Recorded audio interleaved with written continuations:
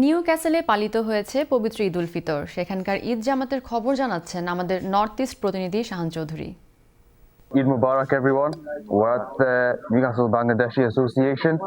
নিউক্যাসেলে এবার ঈদের জামাত অনুষ্ঠিত হয়েছে নিউক্যাসেল বাংলাদেশ সেন্টার মসজিদে ও স্থানীয় শাহজালাল মসজিদে। শাহজালাল মসজিদে 2টি এবং বাংলাদেশ সেন্টার মসজিদে তিনটি ঈদের জামাত অনুষ্ঠিত হয়। হ্যাপি ঈদ মুবারক। সারা বিশ্বের মুসলিম উম্মাহকে জানাই ঈদ মুবারক। এমন একটি মুহূর্তে ঈদ উল ফিতর উদযাপন করছি যখন বিশ্বের বিভিন্ন মুসলিম প্রান্তে যুদ্ধের দামামা বেজে উঠেছে এবং তাদের জীবন ও অনিশ্চয়তার মধ্য দিয়ে যাচ্ছে। বাংলাদেশি অ্যাসোসিয়েশনের পক্ষ থেকে ঈদ মুবারক।